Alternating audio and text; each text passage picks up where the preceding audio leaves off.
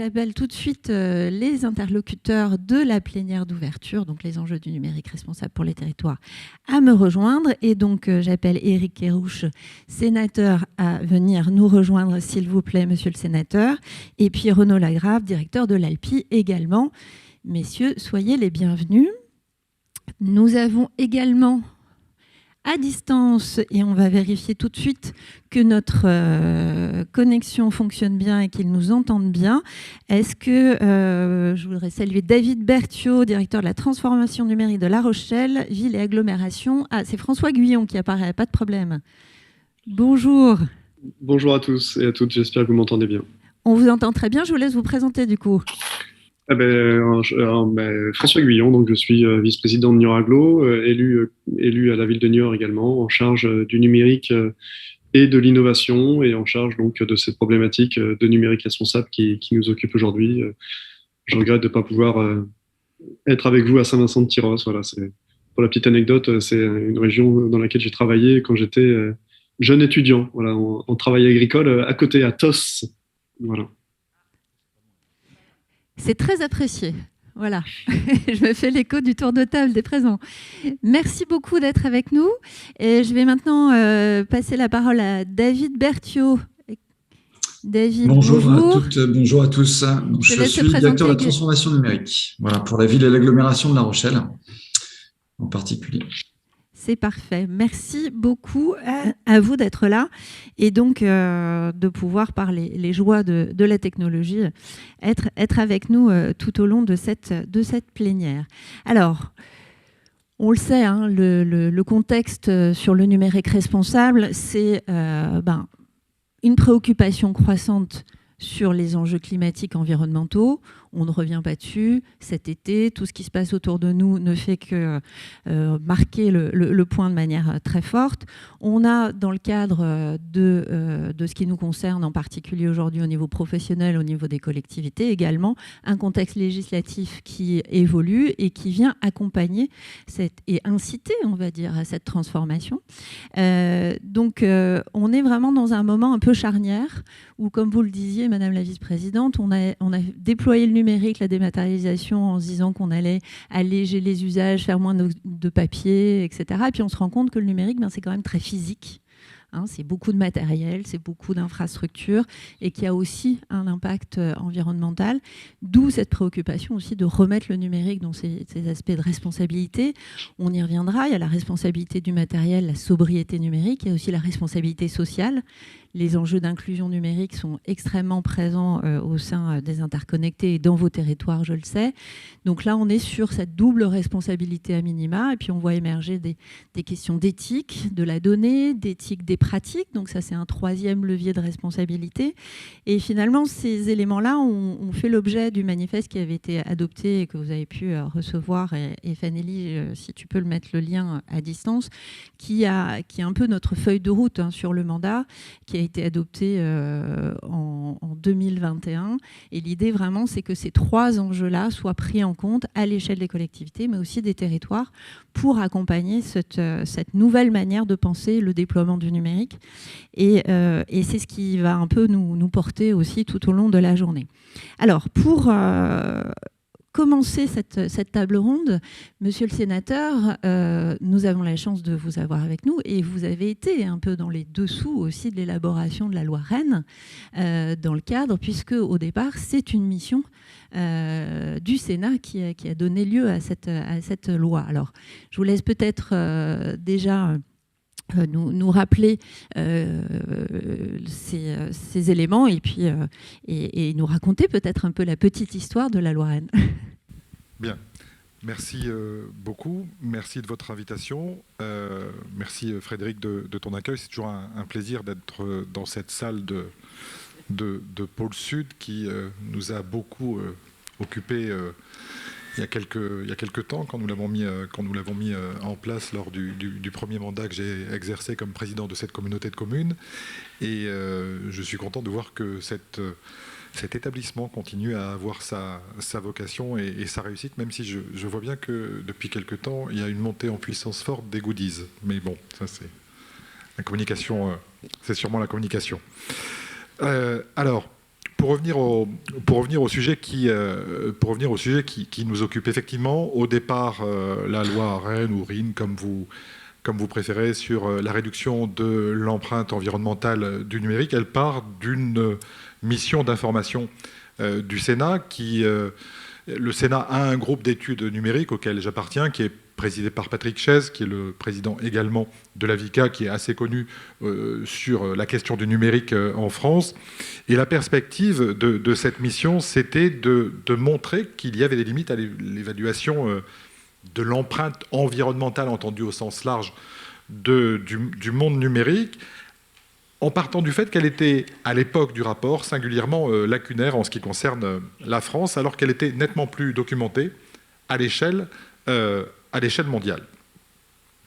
Et de constater donc que le numérique, d'une certaine façon, était un angle mort des politiques environnementales et climatiques sur le territoire français, parce qu'on attend beaucoup du numérique en termes, par exemple, de productivité, de services, des bornes de recharge intelligentes, dans les mobilités, mais que, dans le même temps, on ne se préoccupait pas des conséquences matérielles que vous avez mentionnées sur la production que le numérique impose en termes de gaz à effet de serre. Et que donc, aussi bien pour les gestes, aussi bien que pour la consommation d'eau douce, pour la production de chaleur, il fallait avoir des indicateurs qui soient objectivables. Et l'autre point, c'était de se dire aussi que, d'une certaine façon, la réduction de l'empreinte numérique, c'était aussi une question de souveraineté économique.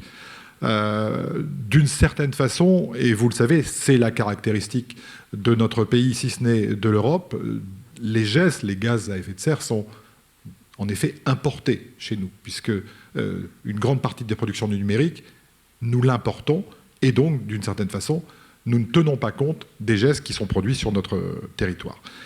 Ça s'inscrivait aussi dans un contexte particulier qui était celui de la Convention citoyenne pour le climat. Et l'accompagnement vers un numérique plus vertueux, c'était une partie des propositions de la Convention citoyenne pour le climat, quand bien même l'intégralité des propositions qui ont été faites par ces conventions n'a pas été reprise comme elle le devait. Alors, les chiffres, je vous les cite, mais vous les connaissez, on ne va pas passer trop de temps là-dessus. Le numérique, c'était 2% des émissions de gaz à effet de serre en 2019. Je vous rappelle, 4,7% pour l'aérien, donc c'est loin d'être neutre. Et puis, c'est surtout la perspective, et j'allais dire la tendance, c'était le fait que ça pourrait atteindre 6,7% si on allait dans la tendance qui était celle que nous connaissions alors, c'est-à-dire une tendance qui ne connaîtrait pas de limitation ou de volonté d'inclinaison. Et c'est surtout le coût collectif qui était important, puisqu'on passait de 1 à 12 milliards entre 2019 et 2040. Donc, des chiffres qui peuvent sembler marginaux au départ et qui ne le sont pas du tout à l'arrivée. Et puis, il y a la question de la fabrication des terminaux. Alors, ça varie. Dans le rapport, on était à 70% du bilan carbone du numérique par ces terminaux. Vous affichez tout à l'heure 80%. En tout cas, on va dire que de toute façon, c'est un aspect majeur et c'est sans doute l'aspect le plus important. Et puis, la consommation de données qui progresse de manière exponentielle. En 4G, ça a augmenté de 30% par an. Et le streaming qui représente désormais 60% du trafic. Le streaming vidéo, bien entendu. Dans le monde, on est sur des chiffres un peu plus élevés. Le numérique qui est responsable de 3,7% des productions de gaz à effet de serre en 2018, 44% globalement, on parle du monde là cette fois-ci, sur la fabrication des terminaux, avec la durée de vie moyenne d'un smartphone qui est à peu près de 23 mois, alors qu'on sait que ces appareils, dans les faits, peuvent durer bien plus longtemps, 4 voire 5 ans. Du coup, la mission d'information a fait quatre propositions. Une sur la prise de conscience de cet angle mort dont on parlait par rapport au numérique. 2, la volonté de limiter les terminaux. 3, essayer de faire émerger et de développer des usages numériques qui soient plus vertueux écologiquement. Et 4, aller vers des data centers qui soient moins énergivores et des réseaux qui le soient tout autant. La spécificité, pour rentrer un petit peu dans la mécanique parlementaire, c'est qu'une mission d'information ne se traduit pas forcément par un texte de loi. C'est-à-dire que ça peut rester des recommandations qui restent lettres mortes, qui peuvent être reprises par tel ou tel véhicule législatif, mais qui ne font pas forcément l'objet d'un texte. Or, en l'espèce, parce qu'il y a eu pratiquement unanimité à la fois sur le rapport et sur la volonté de mettre en place une loi, s'est mis en place un texte qu'on appelle transpartisan. Pour être clair, un texte qui a été pratiquement voté à l'unanimité au Sénat, donc de l'ensemble des groupes qui le représentent, ce qui, vous l'imaginez, est relativement rare. Ce qui veut dire que, tout simplement, on voyait bien la transversalité de ce problème particulier. Et donc, on est arrivé à cette fameuse proposition, donc cette PPL dans notre langage, cette proposition de loi sénatoriale qui a été promulguée en novembre 2021, tout simplement parce que nous avons réussi à faire passer ce texte à l'Assemblée nationale. Une petite incise ici, sachez que ce n'est pas parce qu'un texte passe à l'Assemblée qu'il passe automatiquement au Sénat, et ce n'est pas parce qu'un texte passe au Sénat qu'il passe automatiquement à l'Assemblée. Donc la perspective, c'est que quand il y a des propositions, elles puissent être acceptées par l'autre chambre. Et en fait là, il y a vraiment eu un travail de connexion, un travail de trait d'union pour faire en sorte que le texte soit accepté par la majorité de l'Assemblée nationale de l'époque, ce qui a été le cas. La proposition de loi a été signée par 130 sénateurs, dont moi, et l'élaboration s'est faite assez vite. Alors, je ne vais pas rentrer dans le détail, juste vous donner les points saillants. C'est une reprise de la mission d'information. Le premier point, c'est la prise de conscience, avec la volonté qu'il y ait une formation à la sobriété numérique dès l'école. Et ça, c'est un élément déterminant, on le sait tous, notamment aussi en ce qui concerne le traitement des déchets, et ça a commencé ça à partir de la rentrée 2022. Mettre en place un module sur l'éco-conception dans les écoles d'ingénieurs, qui n'étaient pas caractérisées forcément par ce type d'enseignement précédemment. Et puis, mettre en place un observatoire de l'impact environnemental du numérique qui est piloté à la fois par l'ADEME et par l'ARCEP.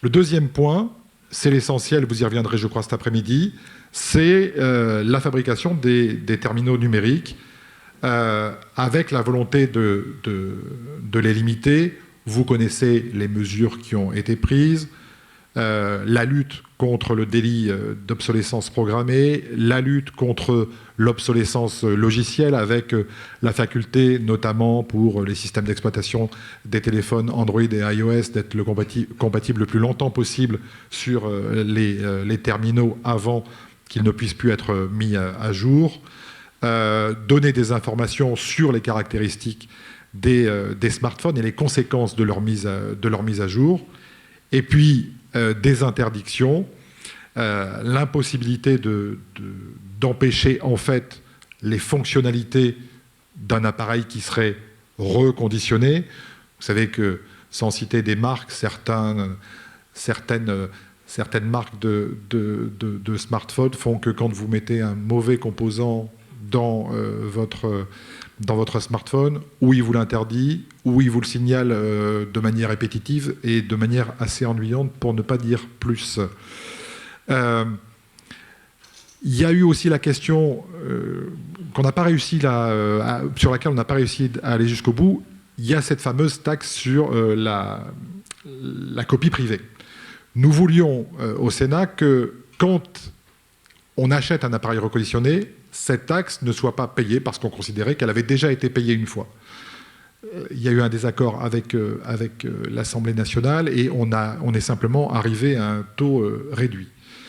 Par ailleurs, les objectifs en termes de recyclage, de réemploi, de réparation ont été singulièrement augmenté, avec des opérations de collecte nationale d'objets numériques qui pouvaient servir après à faire du reconditionné. La lutte contre l'obsolescence marketing, vous savez, ce sont ces fameuses offres, notamment sur 24 mois, où vous associez votre forfait à un smartphone, faire en sorte d'être... ce qui a dérangé pas mal les consommateurs, mais ce qui est une bonne chose, hein, faire en sorte que le coût soit réel et notifié pour qu'il y ait un coût et que justement l'achat ne se fasse pas de manière impulsive. La fin de l'obligation des écouteurs, qui était une obligation légale en France, mais qui n'avait plus de sens. On en a chacun quelques-uns dans nos tiroirs. C'est vrai aussi pour les alimentations. Donc ça, c'est une économie pour les constructeurs, qu'ils n'ont pas forcément répercuté d'ailleurs, mais peu importe, c'est quand même une bonne chose du point de vue écologique.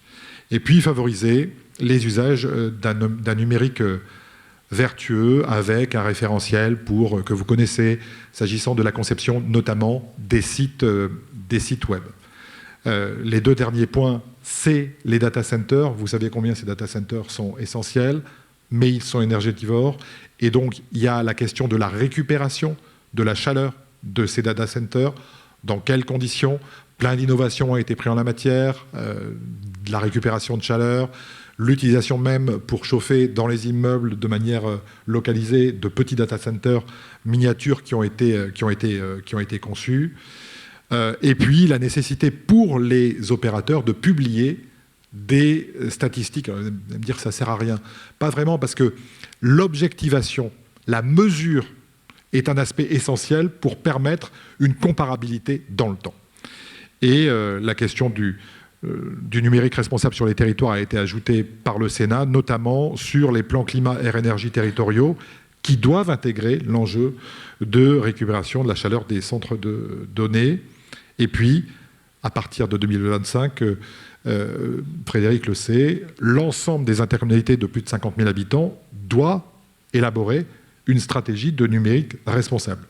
Donc un texte qui est relativement équilibré et qui fournit une matrice pour aller plus loin et pour faire en sorte que nous ayons des outils sur lesquels s'appuyer. C'est aussi ça la loi, c'est fournir des éléments, pas forcément que des contraintes, mais fournir un cadre normatif qui soit compréhensible et notamment utilisable par les acteurs locaux. Voilà. Vous m'entendez? Oui. Merci beaucoup. Je crois que les applaudissements spontanés disent l'intérêt du propos. Effectivement, c'est très intéressant d'avoir aussi un peu les sous-titres de l'élaboration de cette loi, ses motivations, à l'heure où justement aujourd'hui les collectivités se trouvent dans une obligation de faire, hein, vous l'avez dit, mise en place d'une stratégie au 1er janvier 2025. Et puis on a eu un décret cet été au mois de juillet qui précise également l'obligation du 1er juillet 2023, qui est la première étape d'élaboration d'un état des lieux, d'un premier bilan et d'une première liste finalement d'actions déjà entreprises. Et on le sait, on est en première ligne de vos questions, à quel point ce point vous questionne sur qu'est-ce qu'on va pouvoir faire, comment on le met en place. Là, je pense que c'était vraiment important de démarrer cette journée pour resituer le côté incitatif et le côté extrêmement positif de cette loi. L'idée, c'est pas d'aller vous coincer, mais bien d'engager un mouvement vert. Et je crois que c'était extrêmement clair. Merci, monsieur le sénateur, pour ce point. Pour continuer et voir comment justement ces éléments sont pris en compte dans le cadre de la collectivité, je me tourne à nouveau vers vous, Frédéric Charpenel. Au niveau de Marennes, Adour, Côte-Sud, vous êtes une communauté de communes qui est concernée par ces obligations. Vous êtes aussi une communauté de communes qui est sensible à ces sujets depuis longtemps. Comment, au niveau stratégique, vous prenez en compte ces enjeux de numérique responsable? Et est-ce que c'est que la sobriété aussi, ou est-ce que c'est pas que ça? Alors, je ne vais pas revenir sur les enjeux de notre territoire, mais on s'est posé la question, quand on a travaillé sur le projet de territoire, il nous a paru essentiel que, de manière concomitante, en effet, on puisse élaborer une stratégie numérique pour notre territoire. On fait du numérique, mais avec les élus des 23 communes et avec aussi les acteurs de notre territoire, on s'est dit comment on va pouvoir mettre en place du numérique qui va venir nous porter aussi notre politique et qu'elle ne soit pas dans un silo complètement, qui soit à part et qu'évidemment on se rend compte sur les enjeux. Et puis, au fil des ateliers que nous avons faits, et je salue la présence d'un de mes collègues élus d'une petite commune, on peut dire, rurale de notre territoire, Éric Laïlade, qui est maire de Saubus. On a mené un groupe de travail avec les élus, et pas que les élus communautaires, hein, les élus des communes. On s'est vite rendu compte qu'on ne pouvait pas parler quand on parlait de numérique responsable, la première question qu'il fallait qu'on se pose, c'est les raisons d'être du numérique. C'est-à-dire, ne faisons pas du numérique pour dire qu'on est un territoire numérique, à la page, voilà. Donc, ça, c'est quelque chose, c'est développer, donc vraiment une réflexion, c'est-à-dire, qu'est-ce qui va comment le numérique va être un accélérateur de nos politiques, notamment en mobilité. Alors, je suis à côté du vice-président aux mobilités à la région Nouvelle-Aquitaine. Il ne va pas intervenir dans ce cadre-là, mais peut-être que tu pourrais sur les mobilités. Mais on voit bien que dans les mobilités, on voit bien que le numérique a été un accélérateur peut être un accélérateur du report modal. Aujourd'hui, on ne peut pas avoir de report modal. Il faut que les gens sachent combien de temps ils vont gagner, quels sont les acteurs. C'est de la billettique intégrée. Toi, tu ne vas pas en parler, mais j'en parle parce que c'est très important. Comment, si on veut favoriser le fait de partir en bus, puis en train, puis on prend le tram en arrivant à l'agglomération, enfin, à la capitale, hein, non, à Bordeaux, si on fait 3 tickets, je vais sur une appli, j'en vais sur une autre, et puis je vais sur un distributeur et lequel je choisis.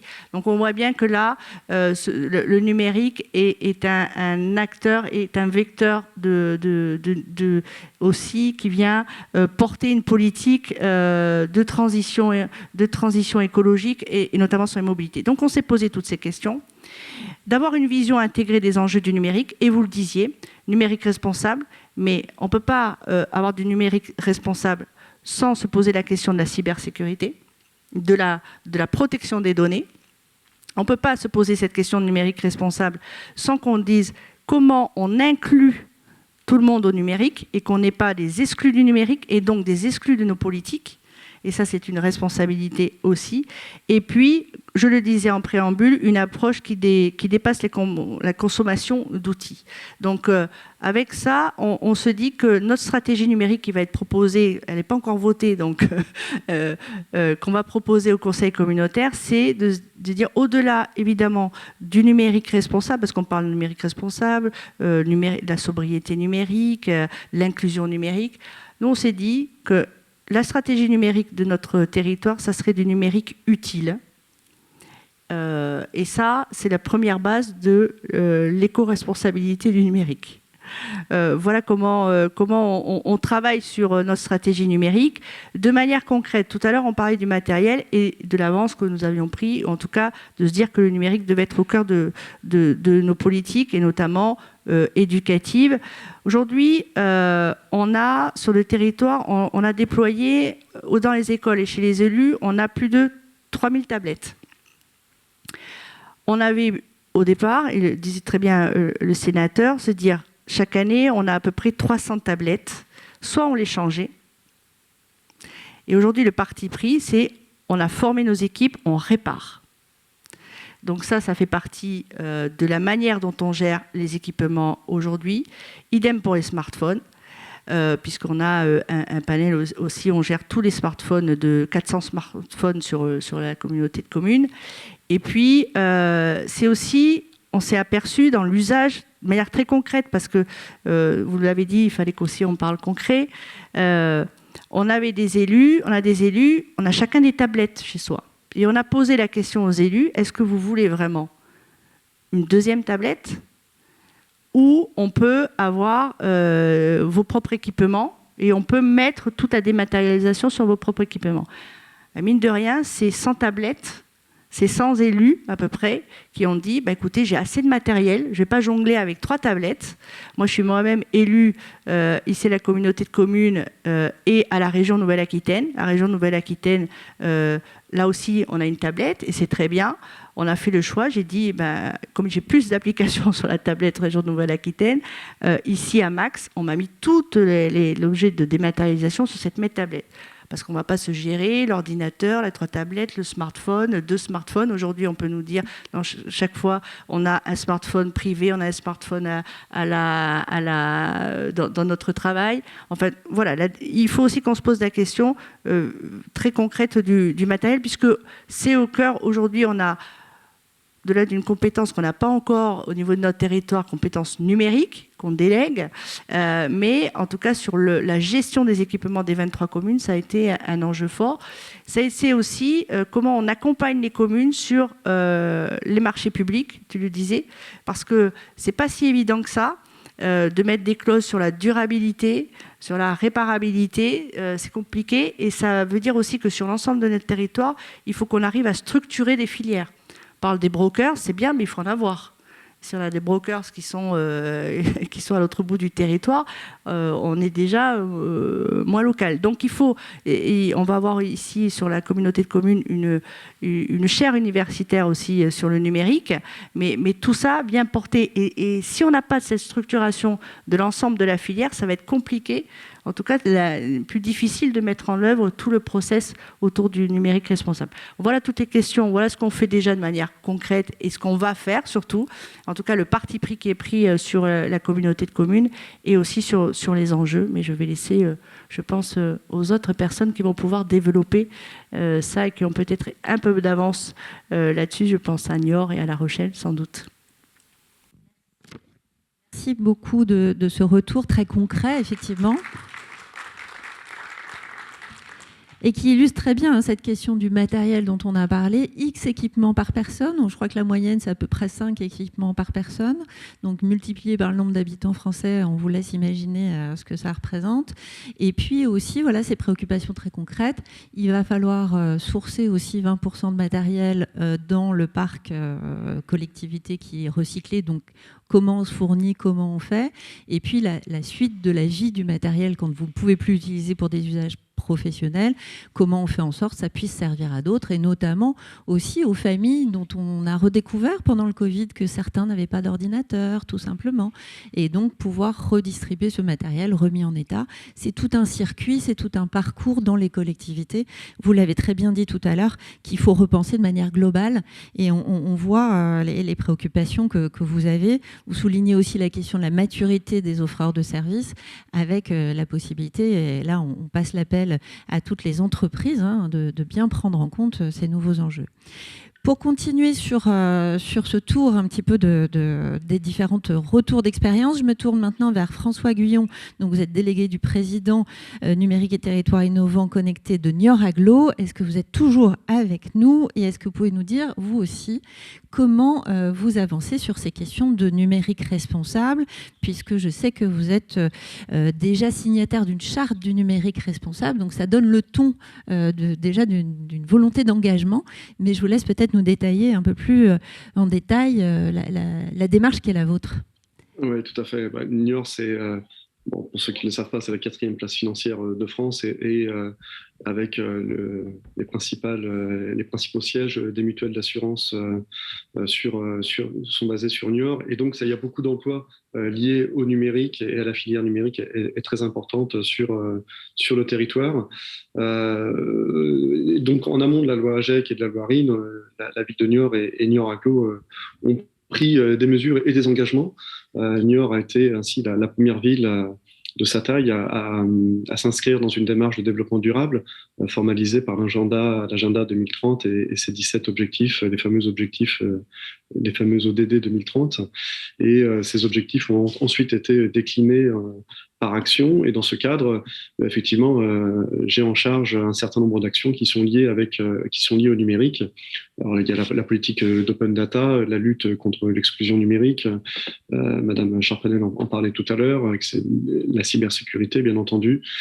Et puis, il y a effectivement la rationalisation de l'utilisation du numérique pour maîtriser les impacts environnementaux et avec la construction d'un guide sur une utilisation plus durable du numérique, une gestion raisonnée des courriels, privilégier des moteurs de recherche plus durables, que ce soit aussi bien pour les agents en interne, mais aussi sur les postes informatiques qui sont déployés et mis à disposition du public, notamment dans nos médiathèques.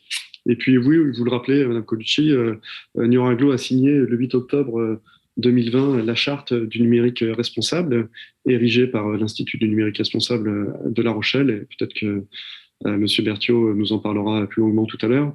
Mais cette charte, elle nous engage à poursuivre notre démarche d'accompagnement et de développement de la filière numérique dans le respect des valeurs durables, plus respectueuses de l'environnement, plus éthique, bien sûr, et plus réfléchi en termes d'impact sur la société.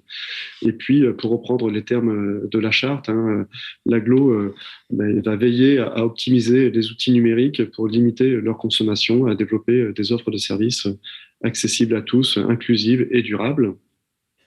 Et puis, cette charte, elle permet également, c'est un point très important, surtout avec les obligations qui nous imposent aujourd'hui, c'est d'adhérer à un réseau et de pouvoir échanger sur les bonnes pratiques et sur les retours d'expérience.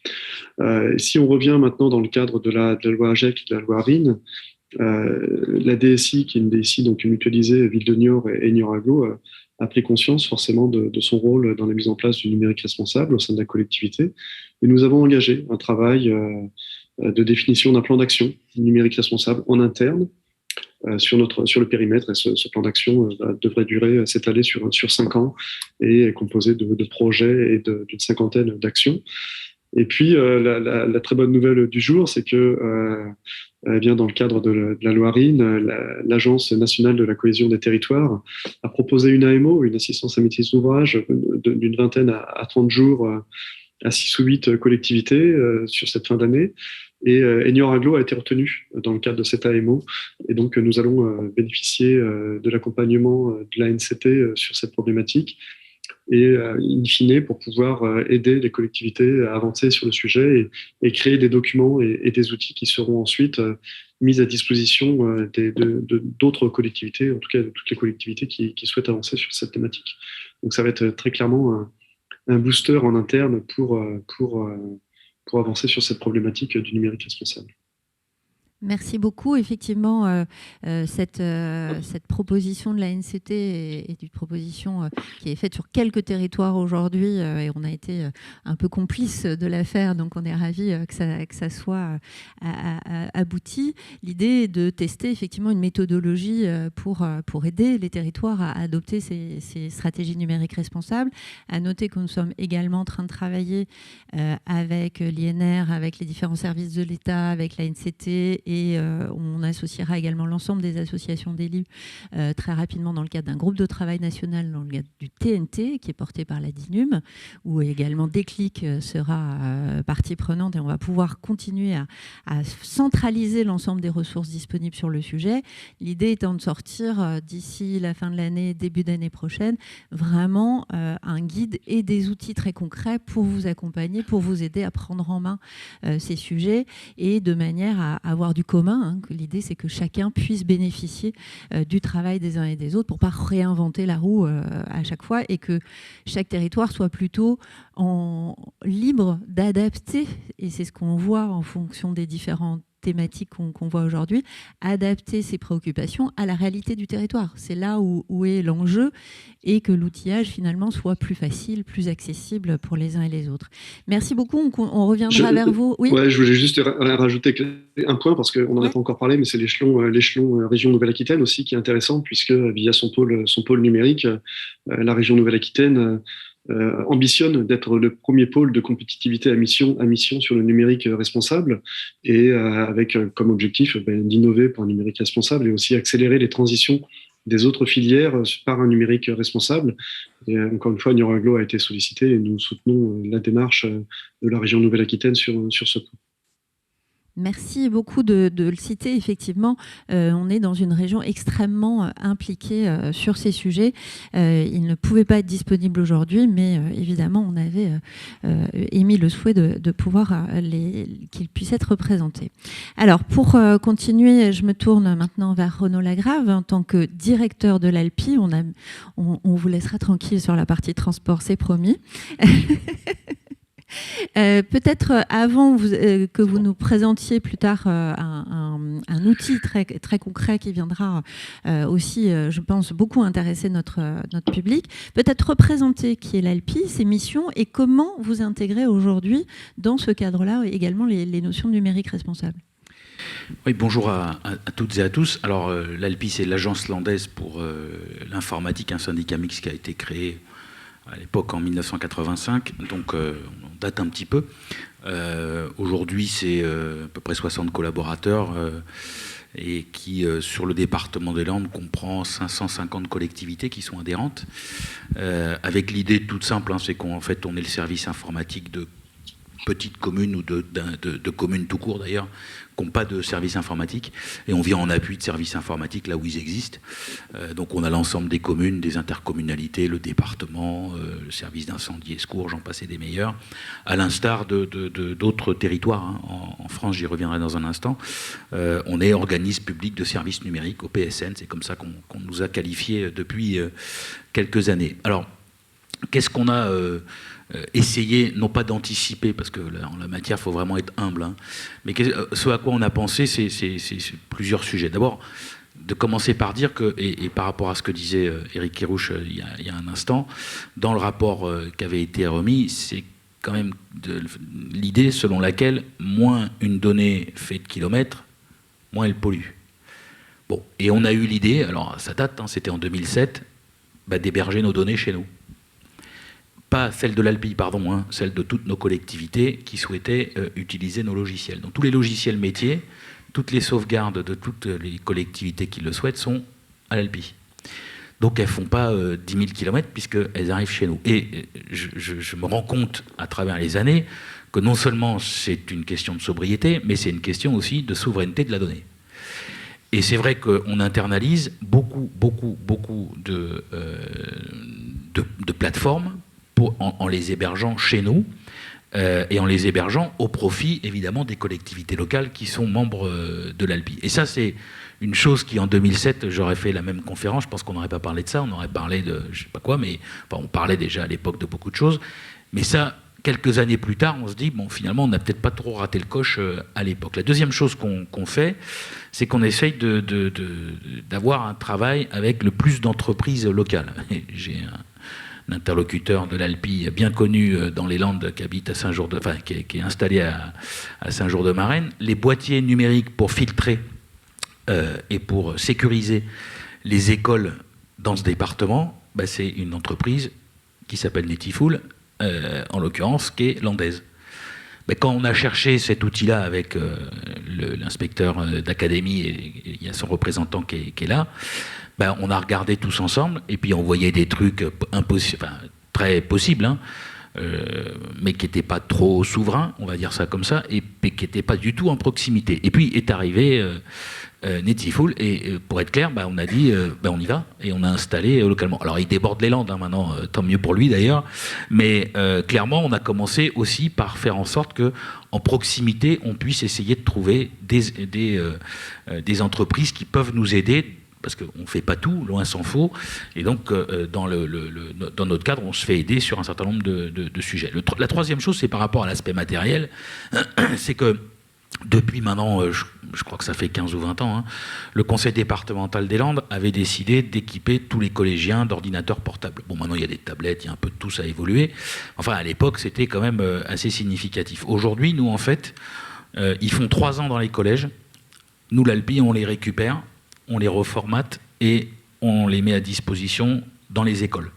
Ils font 3 ans dans les écoles. Et à l'issue des 3 ans, je vous parle de 2500 à 3000 ordinateurs qui se promènent dans tout le département. Là, depuis donc 2 ans, Tout à l'heure, vous évoquiez justement les gens qu'on a découverts pendant le confinement qui n'avaient pas d'ordinateur.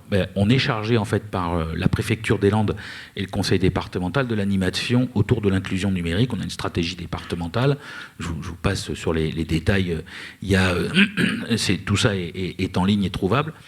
Et qu'est-ce qu'on fait à l'issue des écoles? En fait, on le met à disposition du réseau d'inclusion départemental pour les mettre gratuitement à disposition de familles qui n'ont pas d'ordinateur. Alors ça va être des demandeurs d'emploi qui suivent des formations, ça va être des personnes qui sont dans des requalifications, dans des systèmes de reprise, je dirais notamment des plus jeunes, avec des organismes de formation. Et puis ça va être des gens qui vont être en fait contactés ou vus par le réseau des conseillers numériques France Service. Il y en a 35 dans le département qu'on coordonne, et qui vont, quand ils vont aider quelqu'un pour une activité, constater que la personne n'a pas d'ordinateur, n'a pas de matériel, ils mettent à disposition un matériel, moyennant systématiquement un parcours numérique. C'est-à-dire que l'ordi, c'est pas juste un cadeau, non, c'est un parcours numérique, et à l'issue du parcours, il y a un ordinateur pour les personnes qui n'en ont pas. Donc, en fait, vous voyez que le cycle de l'ordinateur, il ne fait pas 3 ans comme on nous le suggère partout. Il va faire quasiment, je ne sais pas combien de temps, parce qu'on verra bien quand les personnes l'utiliseront encore longtemps. Donc, c'est quelques actions concrètes qu'on a essayé de mettre en place, non pas pour nous, parce qu'en l'occurrence, nous, on est vraiment l'organisme support, mais au bénéfice des collectivités, en ayant en tête qu'au moment où effectivement on parlait de dématérialisation, et Eric a eu raison de le rappeler, il y a eu un essor de la dématérialisation qui date quand même des années 97, c'est pas tout jeune. Le plan informatique à l'époque qui était porté déjà par l'État avec des évolutions.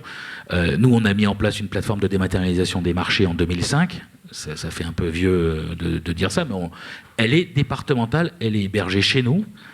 On a 18 000 entreprises, et donc en proximité, on avait fait des formations avec la chambre de métier pour qu'il y ait une utilisation de cette plateforme. Et sur la démat, on s'est rendu compte petit à petit, et on se rend compte tous les jours, avec tout ce qui nous arrive en plus, et c'est peut-être une des missions qu'il faudra que les parlementaires puissent évoquer, c'est qu'à chaque fois que l'État impose un certain nombre de dispositifs aux collectivités, derrière, on renvoie aux collectivités finalement une charge supplémentaire dans la dématérialisation. Comme vous voyez en ce moment, je cite ça au hasard parce que c'est vraiment dans l'actualité, le passage budgétaire à la M57 pour une toute petite collectivité où il faut refaire de la démat, et il y a un certain nombre de choses qui sont automatiques, mais d'autres qui ne le sont pas. Vous avez des disques durs de collectivité quand vous n'avez pas le logiciel hébergé, qui sont de plus en plus énormes. On voit aussi à travers cette centrale d'achat que vous aurez un rôle pédagogique, j'imagine, auprès des fournisseurs pour les sensibiliser. Madame la vice-présidente l'a cité tout à l'heure, et on y reviendra peut-être dans la conclusion de cette table ronde sur comment on embarque les différents acteurs. Mais on voit bien que la commande publique va être importante aussi comme un levier, et ça a été identifié en tant que tel comme un levier pour transformer aussi les pratiques de manière globale à l'échelle des offreurs de services, à l'échelle des différentes étapes de la fourniture d'un service numérique. Je reviendrai vers vous juste après sur la question de l'outillage aussi, avec le travail qui a été fait au sein de Déclic pour essayer de mettre en place des outils de guide. Je vais me retourner maintenant vers David Berthiaud à La Rochelle, ville et agglomération, donc directeur de la transformation numérique. Merci David d'être avec nous. La Rochelle a pour caractéristique d'être une pionnière en la matière, puisque vous êtes sur un territoire ambition zéro carbone, et donc la question du numérique responsable, du numérique sobre, c'est un peu partie de l'ADN de l'agglo et de la ville. Donc merci à toi d'être là, et peut-être de rappeler pour ceux qui ne connaissent pas encore votre travail, le contexte dans lequel effectivement cette stratégie numérique responsable s'inscrit chez vous, et les différents socles que vous êtes en train de ramasser sur cette stratégie et que vous mettez en œuvre. Oui, alors déjà, je me retrouve beaucoup dans les propos de Madame Charpenel sur l'approche stratégique globale de la communauté de communes Marais-Nadour Côte-Sud. parce que même si la loi Rennes aujourd'hui met le focus sur la sobriété, c'est que le numérique responsable est quand même beaucoup plus large, selon moi. Et donc, pas que moi pour le coup, je pense que c'est relativement bien partagé. Donc, on est justement, nous, partis d'un constat, une difficulté en fait à rendre lisible et cohérent en fait toutes les stratégies qu'on avait engagées, des stratégies thématiques, notamment dans le numérique. On avait engagé une stratégie donc sur la data, la gouvernance de la donnée, sur l'inclusion numérique, sur le tourisme, sur la sobriété. Et donc, finalement, voilà, il y avait peut-être un problème de lisibilité, de cohérence de cet ensemble-là. Et donc, on a décidé en fait que ces thématiques seraient plutôt en fait développées sous forme de feuille de route opérationnelle. Donc, pour nous, en fait, une feuille de route, ça comprend en fait un diagnostic. Évidemment, on établit aussi des enjeux et des axes stratégiques propres à ces feuilles de route, parce qu'au final, ça permet quand même d'établir des plans d'action qu'on priorise par rapport à ces axes stratégiques. Et donc, le tout, en fait, est co-construit avec nos acteurs territoriaux, donc qui sont différents en fonction de la thématique et de la feuille de route qu'on développe. C'est vrai qu'on n'a pas les mêmes acteurs entre l'inclusion, la gestion de la donnée sur les territoires, le tourisme et autres, même si parfois on peut retrouver des dénominateurs communs. On développe notamment ces feuilles de route et on les pilote notamment avec un chef de projet sur chaque feuille de route. Alors, ça ne veut pas dire qu'à chaque fois, c'est un ETP complet. On a parfois des chefs de projet qui pilotent plusieurs feuilles de route, mais c'est bien aussi d'incarner et de suivre notamment ces feuilles de route, parce que c'est pas uniquement un projet qui a un début, une fin. C'est quelque chose qu'on suit vraiment en permanence et qu'on essaie d'évaluer. Et puis, il y a des plans d'action, évidemment, à coordonner, qui ne sont pas uniquement les actions, d'ailleurs, pilotées et portées par l'agglomération, mais aussi par les acteurs du territoire, d'où l'intérêt de la co-construction avec les acteurs, et de s'ouvrir sur ces feuilles de route aussi à l'externe. C'est un élément, je pense, déterminant. Et donc, en fait, aujourd'hui, on a donc une stratégie numérique responsable chapeau, qui est vraiment globale, dans laquelle, en fait, viennent s'insérer les feuilles de route thématiques, qui prennent finalement la forme d'axes. D'ailleurs, un peu à la façon du manifeste des intercos, qui a aussi cette approche globale. Donc, pour nous, en fait, la stratégie numérique responsable est là, en fait, pour principale vocation, finalement, à porter politiquement, en fait, les valeurs, les ambitions et les enjeux autour de cette approche. Et là encore, ça peut être très différent d'un territoire à un autre. C'est quand même assez singulier et contextualisé par rapport à notre ADN, justement, parce qu'effectivement, on est issu notamment d'un territoire où beaucoup de projets, notamment, sont développés, de politiques publiques sont développés, notamment autour de l'écologie urbaine. Et aujourd'hui, on a un projet, notamment de territoire, qui embarque finalement le tout, qui s'appelle La Rochelle, territoire zéro carbone, qui ambitionne justement d'atteindre la neutralité carbone à l'horizon 2040. Et on essaie justement d'aligner l'ensemble des stratégies sectorielles avec ce projet de territoire et le projet d'administration également, qui est une déclinaison plutôt interne. Et donc, l'enjeu, c'est bien d'avoir ce souci d'alignement justement entre toutes les stratégies pour qu'elles soient bien cohérentes. Et au-dessus d'ailleurs de ces stratégies, on a aussi la feuille de route Néoterra, parce que pour le coup, voilà, on a essayé aussi de matcher notre stratégie numérique responsable aussi avec la feuille de route régionale. Pas uniquement parce que ça nous permet aussi d'être éligible à certaines subventions qui nous permettent d'aller avec plus d'intensité sur nos projets, mais aussi parce que voilà, finalement, il y a une cohérence territoriale, un ADN finalement régional aussi sur ces questions autour du numérique responsable. Voilà. Donc cette stratégie, en fait, elle a donc des valeurs, des ambitions, des enjeux. C'est aussi, et peut-être d'ailleurs surtout, un document cadrant pour les autres politiques publiques et les stratégies sectorielles. On a voilà, des politiques dans la mobilité, des politiques dans le tourisme un petit peu évoquées, et d'autres encore, qui développent évidemment et utilisent le numérique comme levier pour progresser notamment et répondre aux besoins des différents acteurs. Et donc, les valeurs qu'on met en avant dans la stratégie numérique responsable, elles doivent être reprises et déclinées finalement dans ces autres stratégies sectorielles. C'est un point qui est important. Et puis au final, ça nous permet de prioriser des projets, parce qu'on voit souvent que les portefeuilles projets dans les DSI ou même dans les services un petit peu métiers sont pléthoriques. Et donc, ça permet justement de faire les projets utiles au projet de territoire et à la stratégie. Voilà. Donc ça, c'est un point important. Donc de notre côté, en fait, la stratégie numérique responsable, elle est validée en conseil communautaire, alors que les feuilles de route plus thématiques sont plutôt, elles, présentées en bureau. Voilà. Donc, parce que chez nous, le conseil communautaire est le seul compétent à valider les stratégies. Et l'enjeu, c'était pas de faire passer 5 ou 6 stratégies numériques sectorielles en conseil, parce que voilà, les élus ne se seraient pas forcément retrouvés, les usagers non plus. Donc, c'est pour ça qu'on a essayé d'avoir cette stratégie un petit peu chapeau numérique responsable, qui, elle seule, est votée, dans laquelle, effectivement, viennent s'emboîter les différentes feuilles de route un petit peu opérationnelles. Et donc, pour le coup, cette démarche-là, donc on a pu avancer, nous, sur la feuille de route, notamment de la sobriété, donc qui nous a permis d'anticiper les obligations de la loi Rennes, donc qui vise à réduire l'empreinte environnementale donc du numérique en France. Et donc, en termes de méthodologie, c'est un peu la même chose sur chaque feuille de route. Mais on a commencé en fait par une cartographie d'acteurs, que je développerai peut-être un petit peu après, parce que je pense que c'est un sujet aussi autour de la concertation avec les différents acteurs, comme on a une approche justement un peu ouverte sur ces sujets. On a travaillé aussi sur notre bilan carbone, après le Grand Lyon, qui était la première collectivité à se lancer dans un bilan carbone des systèmes d'information donc de sa métropole. Donc nous, on a fait un bilan carbone pour la ville et pour l'agglo, qui a été un vrai outil pédagogique aussi de sensibilisation des élus, puisque ça a été présenté en bureau aussi, et pour justement faire en sorte qu'on s'attaque bien aux vrais problèmes aussi et qu'on mette le doigt sur les vraies difficultés, en fait, les vrais leviers qu'on avait aussi à faire baisser notre empreinte carbone dans le numérique.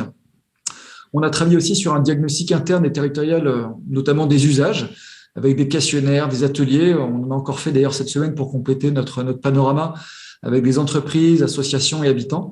Et puis on a développé ensuite les axes stratégiques et le plan d'action qui nous permettent ensuite d'agir et de passer à l'action. En gros, les grands principes de la feuille de route, c'est sensibiliser, c'est mesurer, parce que à partir du moment où on ne sait pas mesurer, on ne saura pas évaluer et on ne saura non plus pas forcément aller sur des actions qui ont plus d'effets. Donc d'où l'enjeu aussi du bilan carbone.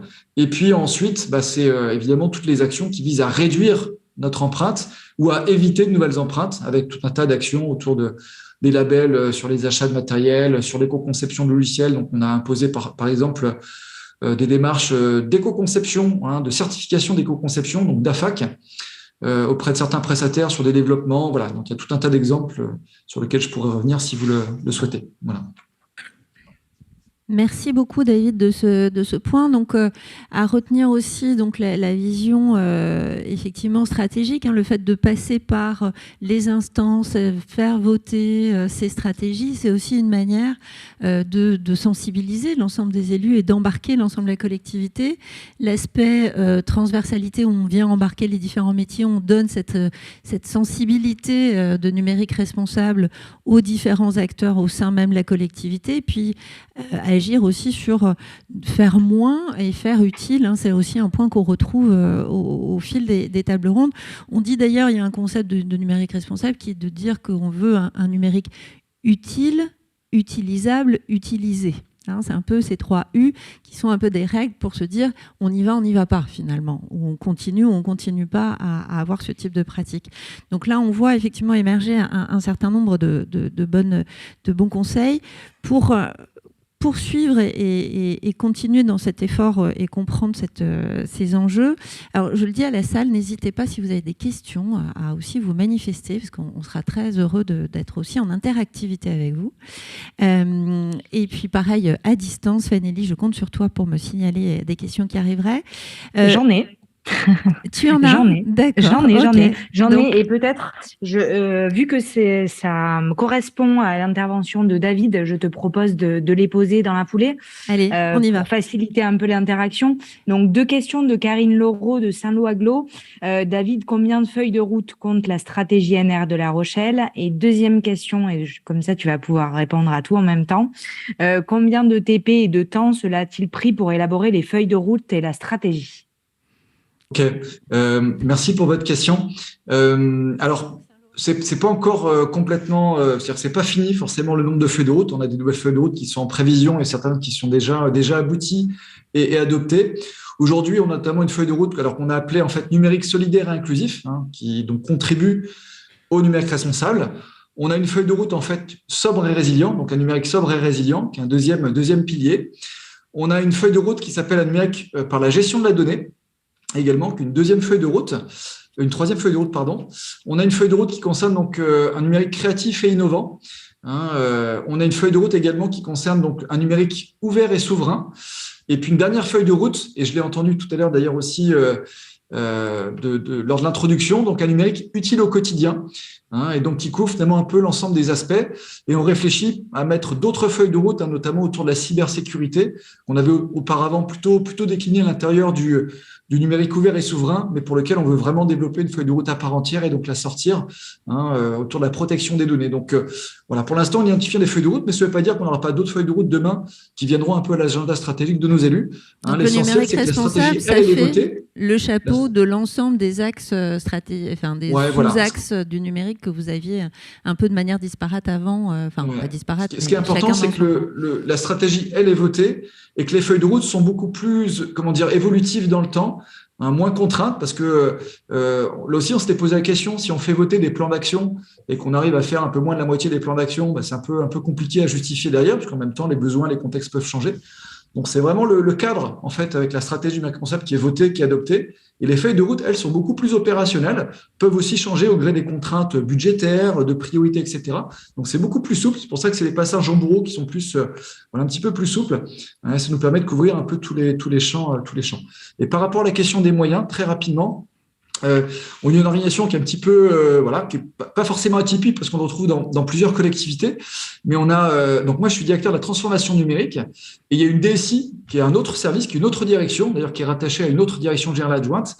La DSI est rattachée à une direction moyens généraux. Moi je suis rattaché à une direction générale qui couvre en fait l'attractivité et la relation aux citoyens, donc un positionnement un petit peu différent. Au sein de ma direction de la transformation numérique, on porte notamment les notions de feuille de route et de stratégie, alors en lien avec tous les acteurs, notamment la DSI, mais pas uniquement.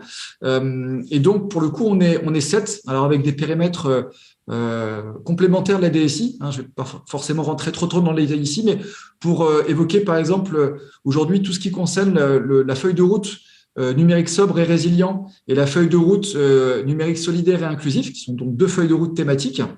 C'est porté aujourd'hui par un ETP, donc un agent qui aujourd'hui couvre ces 2 feuilles de route, à la fois dans la réalisation et puis dans la coordination territoriale notamment. Voilà.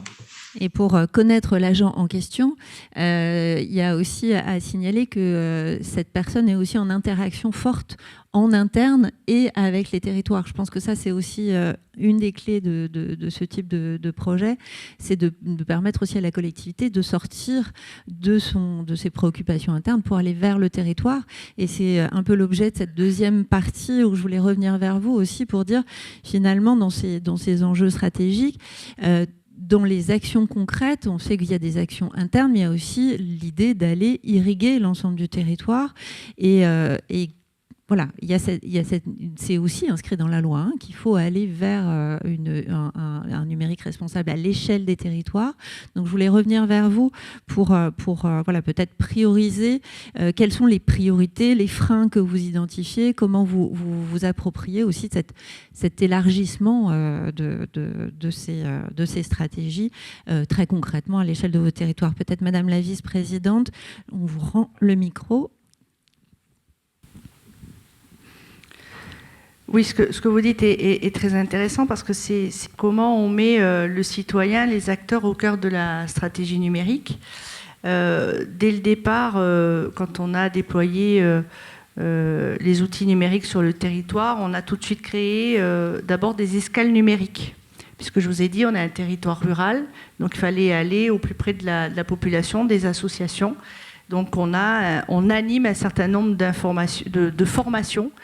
Et aujourd'hui, dans ce cycle de formation, nous avons le module de numérique responsable. On forme les usagers, on forme les élus, on forme les agents des collectivités.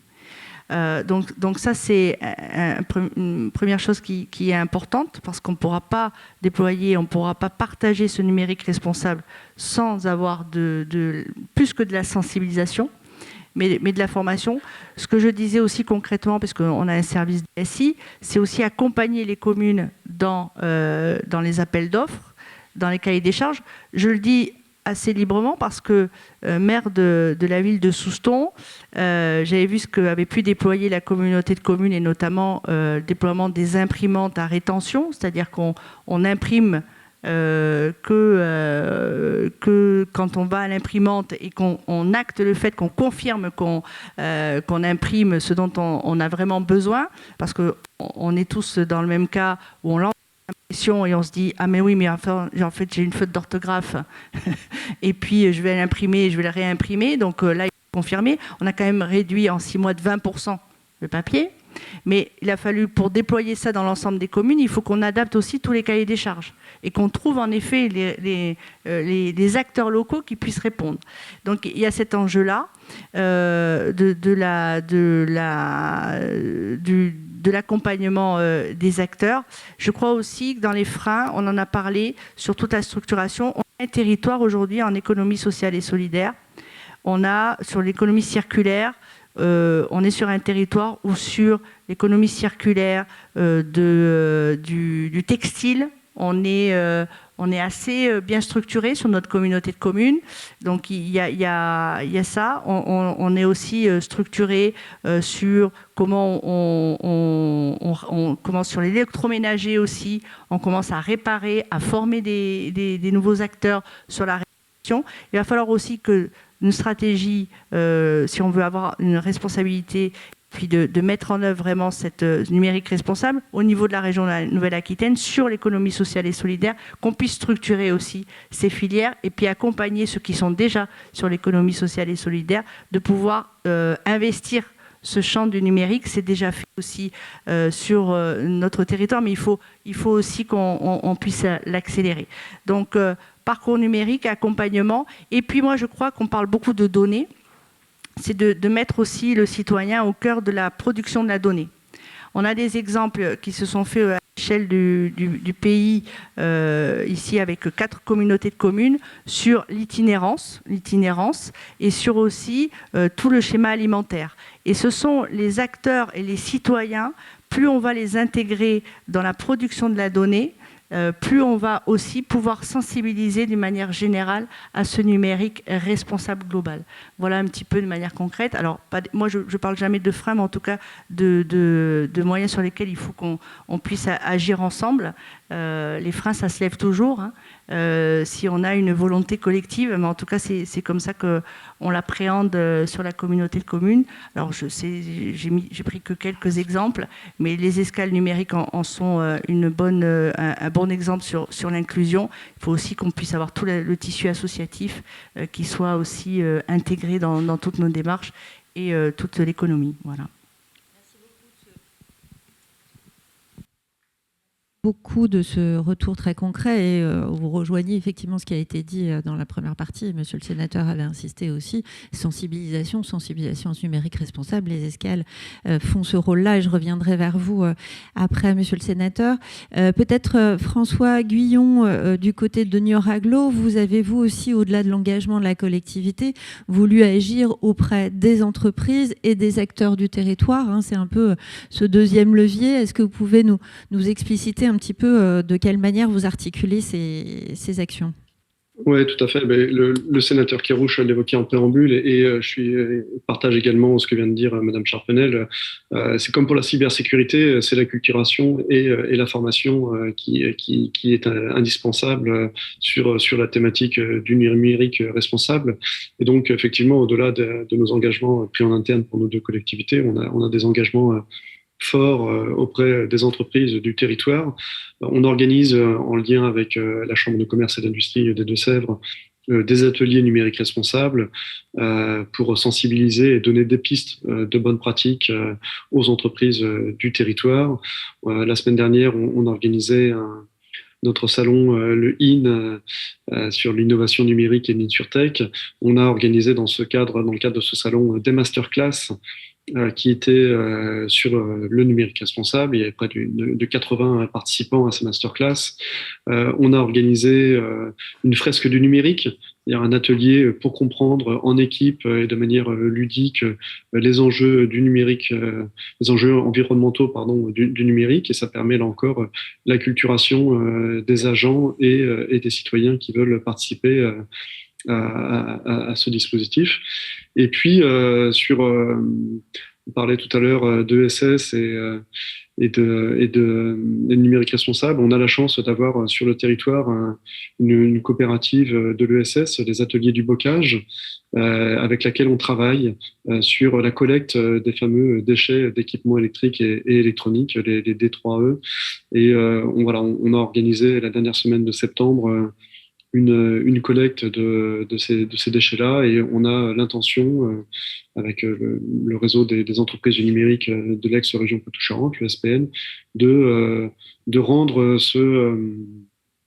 cet événement annuel, ou en tout cas de le faire régulièrement pour pouvoir multiplier ce genre de collecte, puisqu'on a encore une fois, une ESS qui permet de recycler ces équipements. Voilà, en gros, ce que je pouvais vous dire sur très concrètement ce qu'on faisait auprès des entreprises. Très bien. Et vous parliez également du Data Campus, donc qui est un acteur aussi que vous mobilisez, parce qu'on voit que voilà, ça permet d'irriguer l'ensemble des questions numériques. Oui, tout à fait. En un mot. Oui. Alors, le Data Campus, c'est une entreprise qui est donc le créateur est basé sur Niort, le dirigeant est basé sur Niort, mais même si le site est sur le pôle du Futuroscope, c'est une entreprise, c'est le premier hébergeur français à avoir modifié ses statuts pour devenir une entreprise émission. Vous savez que Niort, avec la Maïf et la Camif, a deux très belles entreprises émission sur son territoire, et que le PDG de la Camif, Emery Jacquilla, est le président de l'Association française des entreprises émissions.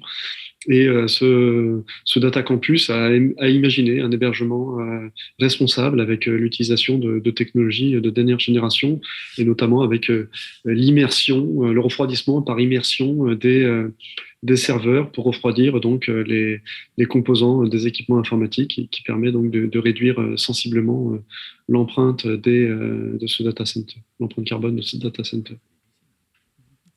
Vous pourriez chauffer les piscines, peut-être, on se dit. Parce qu'il y a eu récemment un petit souci sur les piscines. Donc, il y a peut-être là des effets supplémentaires à relier dans ce point-là. Merci beaucoup de cet exemple qui fait partie des points d'attention aussi de la loi. Monsieur le sénateur, à l'écoute de ces différents points par rapport à ce qui vous semble être les priorités de cet élan que vous avez porté au sein du Sénat, comment vous auriez envie de pointer les priorités, peut-être les freins à relever au niveau des territoires? Il y a toujours la question, il y a la question des mutualisations et la question du niveau de mutualisation. Avoir pour une intercommunalité, je parlais de Max parce que je connais un petit peu, avoir pour une intercommunalité un système informatique intégré et un rôle sur le territoire, c'est pas non plus une évidence par rapport aux communes. Nous avons aussi une spécificité, c'est d'avoir une société publique locale, la SPL Digital Max, qui, elle, est venue mutualiser, on va dire, les communications au sein du territoire. Donc c'est trouver le bon niveau de mutualisation et vaincre, j'allais dire, pas les guerres de clochers, mais des résistances qui sont inutiles en matière de numérique, parce qu'il y a vraiment un souci d'intégration et de coopération nécessaire avec des poupées gigognes, et je pense au rôle aussi que Renault a développé pour l'Alpi sur le territoire landais.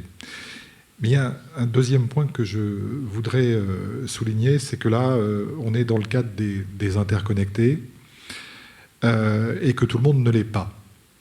Et que le numérique doit aussi avoir un rôle particulier d'inclusion territoriale et d'inclusion sociale de manière plus large.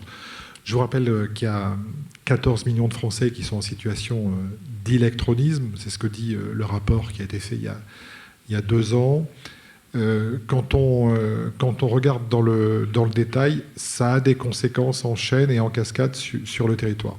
J'ai rendu un rapport il y a 10 jours avec ma collègue Agnès Canaillet sur l'enracinement local de l'État, et on se rend compte en discutant avec les acteurs de l'État localement, de proximité, qu'il y a comme il y a une perte de substance de l'État, physiquement, le numérique ne suffit pas à compenser. Et on est quand même dans un pays où on a un renoncement de à peu près 35% aux droits sociaux. Ça a des conséquences territoriales, et on a, vous le savez, entre 25 et 42% des demandeurs d'emploi qui, de fait, auraient droit à une indemnité, mais qui ne la demandent pas. Et la plupart du temps, c'est dû à une perdition dans l'univers numérique. Ce que je veux dire par là, c'est que sans accompagnement physique au numérique, on a des problèmes territoriaux. Et on ne peut pas considérer que parce que nous sommes, et c'est notre situation, si on discute aujourd'hui, c'est parce qu'on a une appétence particulière vis-à-vis du numérique et des capacités que l'on connaît de ce numérique à transformer nos territoires et la vie de chacun. Pour autant, on ne peut pas vivre avec autant de personnes en dehors de cette sphère. Et ça pose un autre problème, et je conclurai par là, sur la façon dont l'administration se pense, aussi bien au niveau national qu'au niveau local. Je vais vous donner un seul exemple. Quand vous avez un enfant handicapé, il faut compléter un dossier, ou informatique, ou papier, qui fait 21 pages. Et à la 17e page, il y a quel est le projet de vie de votre enfant. Et en fait, il y a un in-à-propos fort entre la perspective et le moyen. Et donc, le numérique doit aussi se penser dans l'inclusion sociale, d'une part, et dans la simplification, pas la fascination de la technique pour la technique. Et je reviens à ce que vous disiez, aux critères d'utilisabilité, excusez-moi du mot, mais du numérique, et comment il va réussir vraiment à irriguer les territoires sans inclure plus certains qui le sont déjà, au détriment des autres qui deviennent des invisibles, y compris sur leur territoire localement. Merci beaucoup d'insister sur ces points. Et effectivement, là, je me fais la porte-parole des associations fondatrices de la Commission. Un point très fort, et d'ailleurs, on avait signé à l'occasion la précédente élection présidentielle un manifeste de 10 associations d'élus qui réaffirmaient notamment l'importance d'une présence physique, l'importance d'une présence de services publics auprès des personnes, et ne pas penser que le numérique allait remplacer tout ça. C'est le multicanal, la possibilité de faire de différentes manières, mais il faut que le service public soit incarné, qu'on puisse résoudre les problèmes des gens, aller vers les uns et les autres. C'est extrêmement important. Merci d'avoir mis le point sur ces éléments. On va poursuivre le tour de table, peut-être avec Renaud Lagrave, donc, parce que du côté de Déclic, vous l'avez décrit tout à l'heure, dont l'ALPI est membre, il y a un travail qui a été fait, qui a été notamment financé dans le cadre du plan de relance, pour accompagner justement comment outiller un petit peu cette prise en compte du numérique responsable. Alors, vous avez quelques slides qui viendront expliciter un petit peu comment ça fonctionne. Peut-être, c'est l'éco-clic de Déclic, c'est ça ? Le nom de l'outil, ça va s'appeler, effectivement, ça s'appelle éco-clic. Je ne sais pas si j'ai dit un mot de Déclic tout à l'heure, si je l'ai dit ? Si, Déclic, non, ça n'a pas été présenté ? Alors, il faut le faire, pardon. Bon, c'est juste en une phrase, vous allez comprendre. Hein. En fait, je vous ai présenté l'ALPI. Vous prenez l'ALPI dans 58 territoires de France et vous avez Déclic. C'est la fédération des OPSN dont je parlais il y a un instant. En fait, les Landes, c'est The Place to Be, puisque aujourd'hui, vous avez les interconnectés. La semaine prochaine, il y a les rencontres Déclic qui se tiennent aussi dans les Landes, à Mont-de-Marsan. Quasiment 200 personnes, d'ailleurs, Céline, vous participerez. J'aurai le plaisir d'y être aussi. Qui seront à Mont-de-Marsan. Bref, pourquoi on a travaillé là-dessus ? Parce qu'en fait, il y a les stratégies, il y a tout ce qui a été expliqué par les élus, et il le faut. Puis après, il faut des outils. Encore une fois, nous, on a réfléchi à un outil qui puisse être utilisé par une petite collectivité de 50 habitants. J'ai oublié de dire tout à l'heure que dans le département des Landes, il y a 330 communes. Il y en a 270 qui ont moins de 1000 habitants. Avec une secrétaire qui est là à mi-temps, à tiers-temps, quelques heures par semaine, et qui donc, quand on vient lui parler de sobriété numérique, elle est très gentille avec nous, hein. Mais en même temps, c'est vraiment pas le sujet du jour, parce qu'il y a beaucoup d'autres choses, et on peut bien le comprendre. Puis après, il y a les usines, où dans les usines, il y a du temps possible pour travailler sur la sobriété. Mais une immense majorité ne peuvent pas bosser comme sur plein d'autres sujets. Hein. Mais c'est pas vrai que sur la sobriété. Bref, une fois qu'on s'est dit ça, on s'est dit, bon, qu'est-ce qu'on a comme outil pour pouvoir... finalement, comme vous le voyez sur ce slide, alors la presse sera disponible, vous avez toute une partie juridique, administrative pour vous expliquer comment ça fonctionne. Bref, à la fin, on a déposé un dossier dans le cadre du plan France Relance, ça fait à peu près quand même 1 an et demi qu'on bosse là-dessus, avec un groupe de travail au sein de Déclic qui comprend, on est 4-5 OPSN à bosser dessus, et on a été retenu par France Relance, donc ce qui est plutôt une bonne nouvelle, pour pouvoir finalement avoir un outil concret qui permette à chaque collectivité qui le souhaite de pouvoir faire un diagnostic et une évaluation, et à se comparer par rapport aux autres. Donc cet outil, il va être développé, et il est en cours de développement. Je ne sais pas si c'est vous, Céline. Il est sur le vert, hein, j'imagine. Le projet qu'on a déposé, il est d'abord, on vient de l'évoquer, donc c'est évidemment l'acculturation sur les territoires et de nos organismes par la même occasion, la création d'un outil de gouvernance et l'élaboration d'un accompagnement dédié aux collectivités territoriales. Pour être clair, chaque OPSN va être ensuite chargé d'aller faire coucou sur son territoire à ses adhérents pour accompagner ses adhérents dans le cadre de cette stratégie sur le territoire national. Donc on a plein de partenaires, comme vous le voyez, et avec quelques collectivités.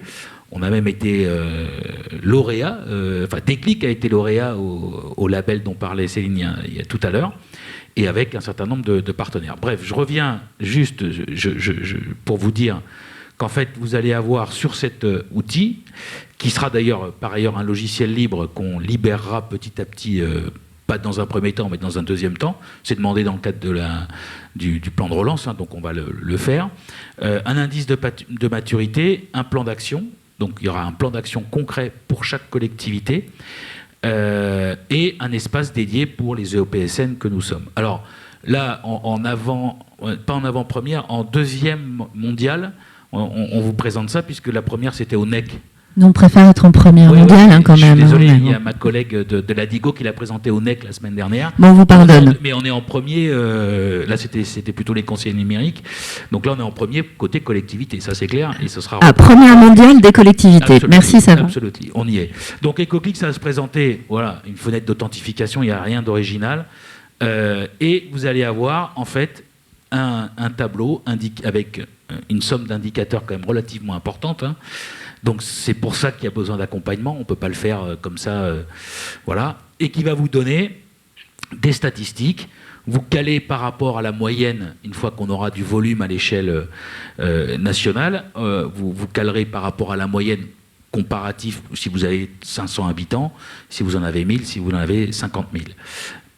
Ça, ce sera la page d'accueil, et vous avez les détails avec toute une liste de catégories, qu'on a évidemment travaillé tous ensemble, et avec évidemment les services de l'État, qui va nous permettre, pour le coup, sur le parc informatique, les emails, les trucs, enfin on va tout descendre, hein, un point par point, dans le cadre de cette application. Voilà, donc avec à la fin toute une série de recommandations qui peuvent être portées par la collectivité, alors que ce soit dans la stratégie ou pas d'ailleurs, hein, parce que ça peut être hors stratégie, on peut avoir oublié dans la stratégie des points, mais concrètement on va avoir un outil qui va permettre à chaque collectivité, qu'ils aient une stratégie ou pas d'ailleurs, hein, de s'évaluer et de partir sur un dispositif qui permet d'aller vers la sobriété numérique. Donc on est en cours de test, là on est 5-6 OPSN à bosser dessus avec une phase de test. Publication de l'étude de la forge, je vous l'ai dit, ce sera une partie avant la fin de l'année, et avec un lancement par les OPSN directement, courant 2023, c'est-à-dire que ça démarrera par en fait les membres de Déclic, hein, on est 58 structures, on va démarrer auprès de nos adhérents, et ensuite on libérera potentiellement le code. On n'a pas encore décidé quelle licence on prenait, enfin bon, ça c'est une discussion entre nous, avec, vous le voyez, état des lieux, indices, questionnaire, plan d'action et référentiel de bonnes pratiques. Et j'ai rien oublié. Eh ben non, c'est parfait. Merci beaucoup. Du coup, effectivement, un outil intéressant parce que ça permet de guider, on le voit, la réflexion, cette fameuse état des lieux que les uns et les autres doivent faire, hein. Donc ça commence par le parc, mais ensuite les différentes pratiques informatiques, mais pas que. Et puis également la possibilité de sortir des briques, d'avoir des indicateurs de suivi qui vont venir alimenter la stratégie dont on a parlé tout au long de la matinée, puisqu'effectivement, la stratégie, c'est aussi l'ADN du territoire, c'est aussi ses caractéristiques, et ça permet d'avoir de l'attention et du temps pour parler du territoire, pour parler de ses acteurs, quand on est un peu outillé sur l'autre partie. Et je le répète, cet outil va venir compléter la démarche de globalisation qu'on a actuellement en cours, avec les services de l'État, avec un guide, avec une méthodologie. Vraiment, on essaye de tous ensemble pouvoir produire ça. L'autre bonne nouvelle, c'est que ça veut dire que vos organismes vont pouvoir aussi acculturer, accompagner les plus petites collectivités dont on sait qu'elles vont être en difficulté de pouvoir aborder ces questions-là de manière seule, quoi. C'est exactement ça. Je parlais de la secrétaire de mairie il y a un instant. C'est vraiment l'idée selon laquelle, que ce soit pour on peut imaginer pour une interco ou pour un établissement public départemental, comme pour la commune, encore une fois, de 500 habitants, il faut qu'on puisse avoir un outil qui soit démultipliable. Alors, on le rappelle, la loi Rennes aujourd'hui, le sénateur Kerrouche a dû nous quitter, c'était prévu, donc on le salue à distance, et elle est aujourd'hui obligatoire pour les intercommunalités de plus de 50 000 habitants et les communes de plus de 50 000 habitants, mais évidemment, l'idée, c'est que l'ensemble des acteurs et des territoires se mettent dans cette dynamique-là, hein. Je pense qu'on est tous d'accord sur ce point. Pendant que vous préparez vos questions, parce que j'aimerais bien qu'il y ait un peu d'interaction, de questions pour finir cette matinée. Je voulais donner la parole à David à La Rochelle pour que tu puisses nous partager peut-être un peu quelques éléments, un peu dans l'idée de ce qu'on s'est dit aussi, la leçon d'expérience d'une collectivité pionnière, notamment ce que tu disais, l'importance de la co-construction, la connaissance des acteurs, ce côté ne pas faire seul, c'est extrêmement important dans votre parcours. Oui, on peut prendre d'ailleurs un exemple très, très concret sur notre feuille de route relative à l'inclusion numérique, où on a commencé déjà, parce qu'on voulait en faire justement un axe prioritaire de notre stratégie. On a commencé effectivement à travailler en interne sur une cartographie des acteurs, cartographie d'acteurs donc qui recense, qui inventorie en fait les acteurs internes, donc dans les collectivités Villagglo, et également les acteurs externes, donc territoriaux, pour savoir justement à un moment donné qui associer, ou consulter ou informer dans les différentes phases en fait de la démarche. Donc c'était un outil un peu préalable, presque un prérequis, pour justement pas rater cette phase de concertation, parce qu'on voit bien que, en tout cas sur l'inclusion numérique, c'est pas l'affaire d'une collectivité. On est tous voilà, c'est beaucoup d'acteurs qui interviennent sur ce champ-là, et donc il faut intervenir en complémentarité, pas en concurrence. Et donc pour le coup, il faut bien avoir identifié effectivement ces différents intervenants qui peuvent être à la fois institutionnels, qui peuvent être associatifs. Il y a aussi des collectifs citoyens. Donc, c'était vraiment une étape très, très importante. Et à partir de ce travail-là, on a pu justement adapter notre gouvernance et justement pas faire qu'on ait uniquement une gouvernance interne, mais intégrer dans la gouvernance du projet, en tout cas de cette feuille de route, des acteurs externes. En gros, voilà, associer évidemment le conseil départemental, associer notamment le CCAS, associer également la CAF. Voilà, c'est quelques exemples. Mais en tout cas, le comité de pilotage, effectivement, c'est largement ouvert, notamment à ces acteurs territoriaux. Et la signature, notamment avec l'État, et grâce notamment aussi à l'aide des intercos, la signature en fait d'une CTIN. Alors la CTIN, c'est un acronyme un petit peu barbare, mais qui veut dire coordination territoriale de l'inclusion numérique. C'était une convention qu'on a signée entre l'État et nous pour justement faire en sorte que le PCI, l'agglomération de La Rochelle, soit un petit peu une sorte de chef de file, en gros sur le territoire, pour animer et coordonner finalement les acteurs territoriaux. En sachant que, bien évidemment, c'est pas nous qui portons toutes les actions, mais l'intérêt, c'est de partager les actions et finalement créer des communautés de pratique autour de cette thématique-là, parce qu'on voit bien que c'est l'échange d'expériences, de connaître aussi les acteurs et donc de les réunir régulièrement, qui fait qu'à un moment donné, effectivement, on intervient de manière beaucoup plus efficace et qu'on n'a pas de trou dans la raquette. Voilà, on avait, nous, notamment une problématique où finalement les quartiers prioritaires étaient beaucoup, ils sont jamais assez pris en compte, mais disons qu'on avait des communes rurales ou rétro-littorales où finalement on n'avait pas du tout de médiateurs numériques. On n'a d'ailleurs pas de service public, comme des CAF ou la NPE ou des antennes, comme on peut avoir dans les quartiers prioritaires. Donc, on avait une vraie problématique, effectivement, de couverture et de médiation numérique sur ces territoires-là.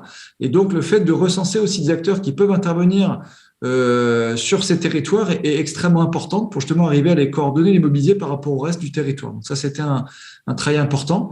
Et donc, ce diagnostic territorial qu'on a fait dans la feuille de route a finalement mobilisé à peu près 200 personnes, une 60aine de structures différentes. Voilà, pour information. Et évidemment, merci de remettre le point sur l'inclusion numérique, effectivement, dans ce cadre-là. Je pense que cette logique d'animation, de coordination des différents acteurs, elle est évidemment complètement reproductible sur ces enjeux aussi de numérique responsable au sens sobriété, en fait, dans l'ensemble de ces acceptions. Parce que finalement, on peut faire des séquences sur l'inclusion, on peut faire des séquences sur la sobriété, comment on travaille, où sont les sources d'amélioration à l'échelle du territoire, qui sont les forces vives des territoires, parce que ça aussi, c'est un point, vous l'avez dit les uns et les autres, mais sur lequel je voudrais insister, il y a toujours des ressources extraordinaires sur vos territoires et qui sont en général plutôt preneurs de travailler avec dans un sens commun, à condition effectivement qu'il y ait une feuille de route, qu'il y ait un diagnostic partagé et qu'on puisse avancer ensemble sur une dynamique commune. Et je pense que voilà, l'exemple qui est porté là est complètement reproductible sur d'autres types. Et puis on l'a vu tout à l'heure avec le matériel, avec votre intervention, Madame la vice-présidente notamment, il faut mettre les acteurs en présence, il faut créer des circuits, il faut travailler avec l'économie sociale et solidaire. Il y a tous ces chemins-là aussi à activer pour que ça puisse fonctionner. Est-ce qu'on a des questions à distance et est-ce que, s'il vous plaît, vous avez des réactions, des questions dans la salle? Ah, monsieur a une question dans la salle. Alors Anne-Claire, je vais te passer le micro. À distance, ils vous entendront pas. C'est juste comme on a la moitié du public qui vous suit de plus loin pour leur confort à eux.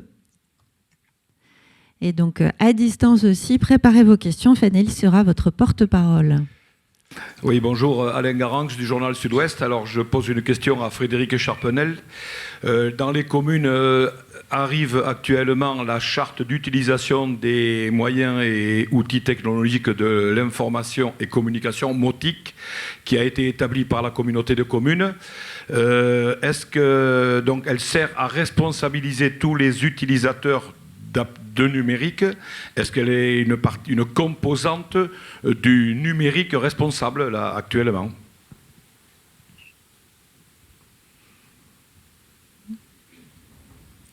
Question. Oui, par rapport à votre question, en effet, il ne suffit pas d'envoyer le document dans les communes pour que ça soit réalisé. Ça a été bien dit, c'est comment on accompagne les utilisateurs, déjà comment on forme les agents. Renaud l'a très bien dit, ça ne fait pas partie non plus, souvent, dans nos communes en tout cas, on n'a pas élaboré un projet électoral sur le numérique. Et je pense que le premier échelon où on l'élabore, c'est la communauté de communes ou l'agglo. Donc parce qu'on est des petites communes. Donc il y a formation des élus. Et puis après, savoir comment on va irriguer au niveau des usagers. Donc ça, c'est important. Ça me permet de rebondir sur quelque chose. C'est que, et Éric Hérouche l'a très bien dit, par rapport au nombre de personnes qui aujourd'hui sont sous les radars. Et quand on parle de démarche de dématérialisation, c'est un cercle vicieux puisqu'on ne les a même pas dans nos radars et on ne sait même pas aujourd'hui comment on va chercher ces personnes. C'est-à-dire qu'évidemment, aujourd'hui, quelqu'un qui est exclu du numérique, on va beau avoir aujourd'hui des formations, des escales numériques, ces personnes-là, comment on va les chercher? Parce qu'elles n'ont déjà pas le matériel, elles ne sont pas dans la culture du numérique, donc elles ne vont pas venir s'inscrire. Donc il faut vraiment qu'on s'appuie sur les CCAS, sur les Restos du Cœur, sur le Secours populaire, sur tous les acteurs qui ont ces gens-là, on ne les a même pas tous, mais qui sont hors des radars. Il y a les jeunes aussi.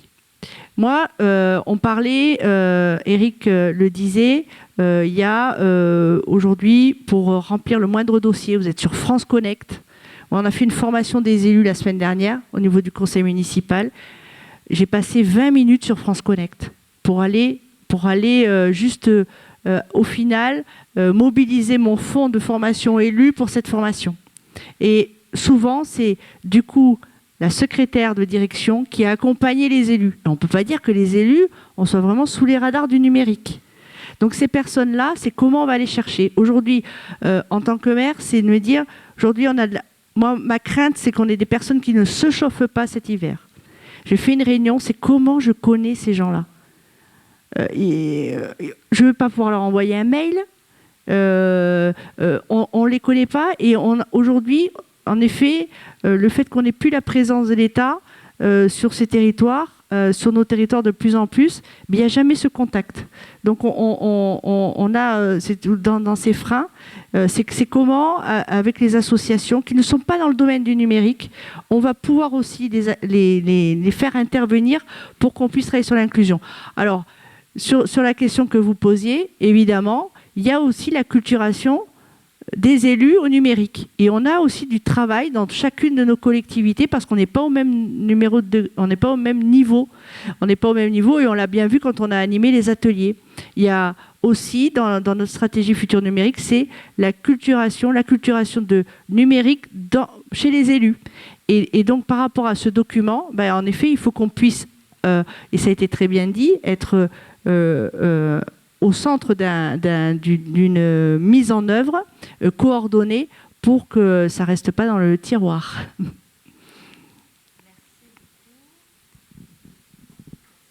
Réponse détaillée. Est-ce qu'on a des réactions, des témoignages dans la salle?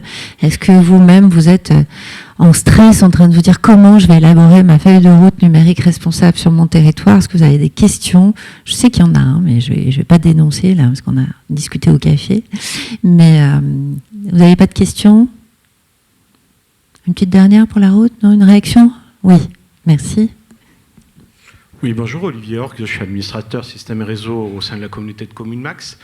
Donc au niveau de Max, comme l'ensemble des autres collectivités ou des autres partenaires, je pense que si les personnes sont présentes, c'est que les personnes sont sensibilisées au numérique responsable et on essaie d'avancer chacun avec nos petits gestes. Cependant, j'écoute à chaque fois la télévision, on me dit de baisser le chauffage à 19 degrés cet hiver. J'habite à Bayonne centre-ville, où c'est que je vois toute la chaleur passer à travers mes fenêtres simple vitrage. Et je me dis, moi j'essaie de me battre avec mes outils du quotidien, mais j'ai du mal par rapport à tout ça.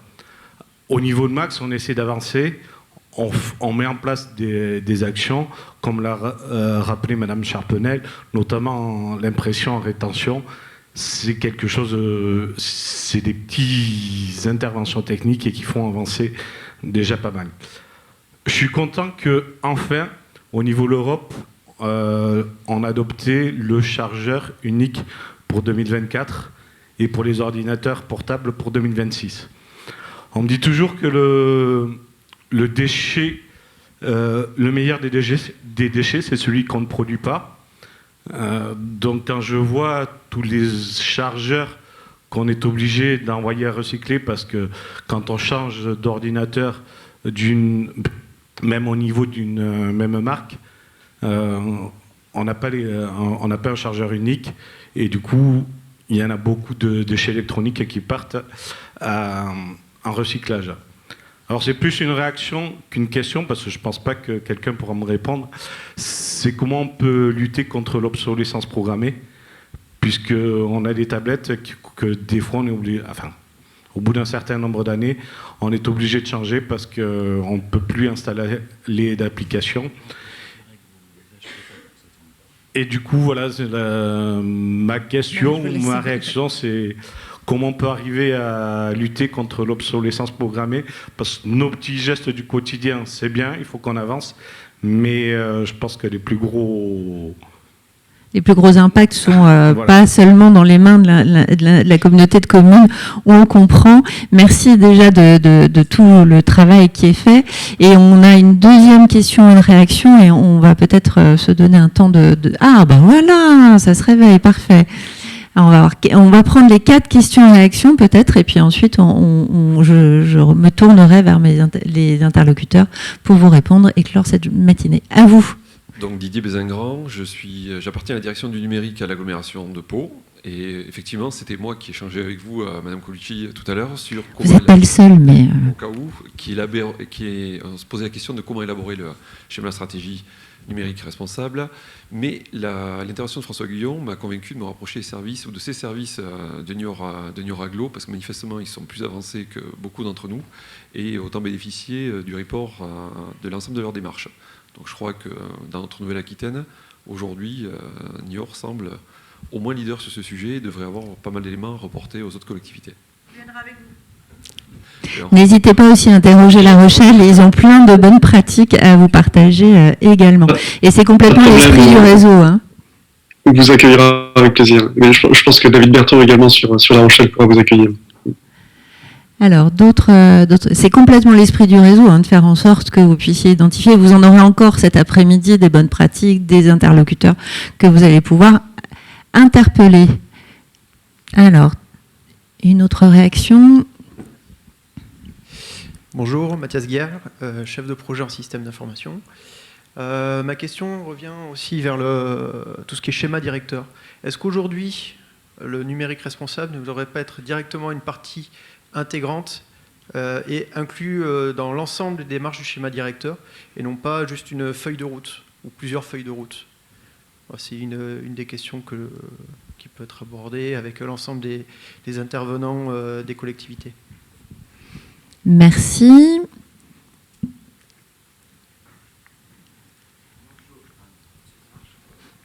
Bonjour, Julien de Nomazy de la société Sinbird. Donc on est éditeur de logiciels et partenaire des interconnectés et de l'Intercotour. Moi je voulais réagir sur une chose que vous avez évoquée, Madame Charpenel, sur le fait comment détecter les gens qui sont en exclusion. En fait, il y a une solution qui est assez simple à mettre en œuvre et que nous, on a déployée. C'est en fait sur chaque démarche administrative, qu'elle soit prise en ligne ou au téléphone. Donc nous, on fait de la prise de rendez-vous en ligne ou des démarches en ligne. Et c'est d'inclure ce qu'on appelle de l'opt-in.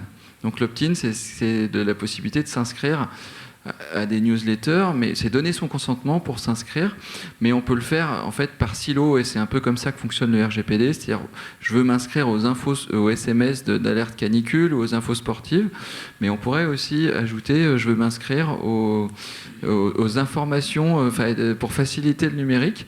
Et en fait l'intérêt, c'est que vous vous rendez compte que toute la population sur une période de 5 ans, elle fait une démarche administrative au moins, et ça permet de faire une sorte de recensement.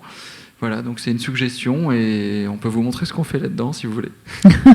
On n'en doute pas. Merci de la suggestion. Donc rajouter une petite case en disant je voudrais éventuellement des informations dans le cadre des démarches administratives. Alors, on a plusieurs types de questions. L'obsolescence programmée ici, le partage d'expériences et les feuilles de route. Je peux répondre sur la feuille de route ? Bien sûr. Quand on a demandé à un cabinet d'études de nous accompagner sur ce que je vous ai dit sur l'élaboration de notre première stratégie numérique sur le territoire, même si on avait évidemment, vous avez compris, fait du numérique avant, on a demandé au cabinet de vraiment reprendre les 4 enjeux et les axes stratégiques du projet de territoire. Et alors je vais devoir enlever mes lunettes parce que je vois mieux mais par exemple sur respecter nos ressources et viser la sobriété. Ce que nous propose le cabinet par rapport à une feuille de route prochaine, c'est compléter la connaissance territoriale en matière de biodiversité et se servir du numérique là-dessus, mobiliser le numérique collaboratif pour enrichir la connaissance sur la biodiversité et sur les problématiques d'eau. Donc c'est sur cet exemple très précis, mais c'est de dire on prend le projet de territoire, et c'est ce que je disais tout à l'heure, on met le numérique au service quand c'est utile des différentes politiques et des feuilles de route que nous allons mettre en œuvre, et notamment là sur la biodiversité, sur la mobilité, etc. Sur l'habitat, la sobriété dans l'habitat, etc. D'accord, merci beaucoup pour ces éléments de précision. David aimerait répondre sur la question relative au schéma directeur. Donc David. Oui, peut-être pour compléter aussi le propos, c'est quand j'avais évoqué un petit peu tout à l'heure le fait que la stratégie numérique responsable était un document cadrant. Elle a été travaillée et co-construite avec la DSI. C'est bien la DSI qui pilote en tout cas l'élaboration du schéma directeur des systèmes d'information, qui est plutôt une feuille de route pour le coup opérationnelle, qui concerne l'évolution des systèmes d'information. Et donc, on a bien un alignement en fait des deux documents. Après, c'est comme un peu des poupées gigognes. On a le projet de territoire, la stratégie numérique, et puis dedans d'autres documents, notamment le schéma directeur. Et donc, l'enjeu, c'est que finalement, les axes stratégiques de la stratégie numérique responsable soient repris dans le schéma directeur pour notamment prioriser les projets. Parce que les portefeuilles projets sont très, très importants. Et donc, il faut finalement prioriser les projets qui ont plus de valeur pour la stratégie globale. Et donc, c'est un outil finalement aussi, en tout cas une démarche, qui permet aussi d'affiner et de prioriser notamment les projets d'un schéma directeur. Voilà. Très bien. Peut-être préciser un point que tu n'as pas évoqué, mais vous êtes aussi, vous, très proche de l'INR, donc vous êtes membre actif depuis très longtemps, et dans un processus non seulement de charte, mais aussi de labellisation, puisque vous êtes dans une volonté donc d'être reconnu. Enfin, voilà, est-ce que tu peux dire 2 mots sur cette démarche de labellisation? Peut-être que ça peut être intéressant. Alors, ça avait commencé un peu comme à Niort en 2019. On a signé la charte numérique responsable de l'INR. Donc c'était un acte politique fort par le président, puis plusieurs acteurs territoriaux. Il y a l'université, le Grand Port, voilà, pour nous donner des moyens et puis s'engager vraiment dans cette démarche-là. Et la première étape après la signature de cette charte, ça a été effectivement d'organiser une formation pour les acteurs internes, notamment de la ville et de l'agglo, pour nous donner les moyens de comprendre aussi les enjeux et puis de vulgariser, d'expliquer notamment le contexte, notamment ensuite à nos collègues. Donc, on a formé à la fois des agents de la commande publique, des agents de la DSI, de la transformation numérique, de la communication. On a une démarche de certification à l'issue de cette formation. On a tous été certifiés à l'issue de cette formation. Et puis ensuite, on a sur un service, notamment pilote, le service communication, engagé vraiment la certification avec un label qui est le label Lucie, qui permet de certifier en fait une organisation pour vérifier que quelque part les process métiers opérationnels sont conformes, en tout cas progresser pour avoir une approche beaucoup plus sobre d'un métier. On envisage de le faire également et de l'étendre beaucoup plus largement. L'Université de La Rochelle a étendu cette certification à toute son organisation. Et donc, c'est une démarche assez intéressante et plutôt vertueuse, qui a permis effectivement d'aller jusque, pas uniquement sur des grands principes opérationnels, mais vraiment de s'attacher aussi aux méthodes de travail, aux outils et d'impliquer les agents des services aussi dans cette réussite-là. Voilà. Merci de ces précisions qui paraissent importantes parce qu'effectivement, beaucoup de services peuvent être impliqués dans ces démarches-là et notamment le service COM que tu citais là. Et c'est vraiment une démarche transverse qui est portée.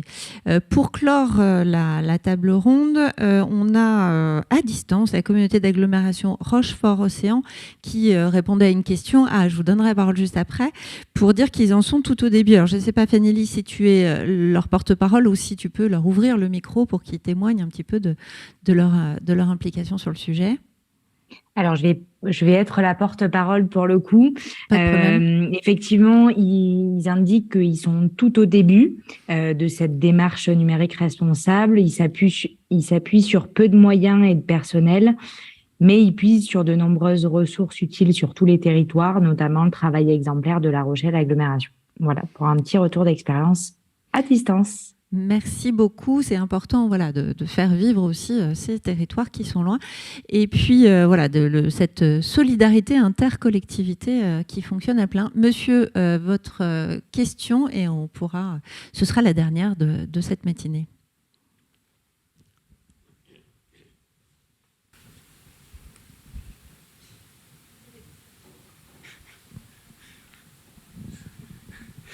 Voilà, merci. Donc, en un mot ou en quelques mots, quels sont les objectifs prioritaires du numérique responsable? C'est la communication, les enjeux environnementaux pour utiliser moins de papier, la discrétion dans l'information. Quels sont vraiment les enjeux prioritaires, les objectifs prioritaires, pardon. Alors, qui veut répondre à la question? David, tu veux répondre? Toujours prêt. Toujours prêt, David. Sans vouloir monopoliser non plus la parole. Là, aujourd'hui, c'est que l'actualité, l'agenda stratégique des collectivités est très porté sur la conformité à la loi Rennes. En tout cas, nous, on est pas mal sollicités sur notre façon d'aborder le sujet Là, j'étais dernièrement avec des agglomérations, voilà, notamment en Corse, voilà, qui se préoccupaient un petit peu de savoir comment se mettre en conformité, sans non plus avoir trop de moyens et comment avancer sur ces sujets. Donc, je pense que c'est un enjeu important. Hein. Alors, qui dit sobriété ne veut pas dire non plus supprimer non plus le numérique de tout. Hein. C'est-à-dire qu'il y a deux aspects. Hein. Il y a mettre le numérique au service du développement durable. Hein. Et là, voilà, il y a tout un tas de dispositifs qui sont d'ailleurs faits pour ça. Et puis, effectivement, il y a le côté de la réduction de l'empreinte carbone et environnementale du numérique. Et là, notamment, ce qui est ciblé en priorité dans les actions et les enjeux, c'est les politiques d'achat des collectivités, notamment avec des labels, avec également des problématiques autour de l'allongement de la durée de vie des équipements, qui est un vrai sujet important. Les obligations de réemploi également, c'est-à-dire d'intégrer notamment de l'achat de matériel de réemploi aussi. Donc, toutes ces mesures, quelque part un peu concrètes, il faut évidemment les prioriser. Hein, et donc, la loi Rennes nous permet finalement de les mettre un petit peu en haut de la pile par rapport peut-être aux autres actions. Voilà. Et peut-être que je compléterai le point, ça me permettra de faire la conclusion de la table ronde en m'inspirant de tout ce qui a été dit ce matin par les uns et les autres.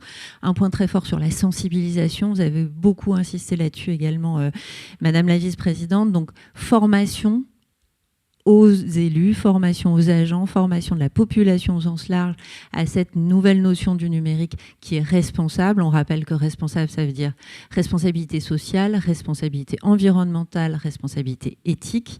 Et ensuite, pour travailler sur ces trois volets, donc l'inclusion numérique reste importante. L'accès à tous. La sobriété numérique, on l'a beaucoup dit tout à l'heure, et on y reviendra cet après-midi, le matériel est le premier levier d'impact rapide. Ça veut dire quoi? Acheter le minimum possible, faire durer le plus longtemps possible, et ça me fait penser qu'on n'a pas répondu sur l'obsolescence programmée, mais on va y répondre cet après-midi. Et puis aussi de veiller à ce que ça puisse, voilà, la durée de vie du matériel soit la plus longue possible.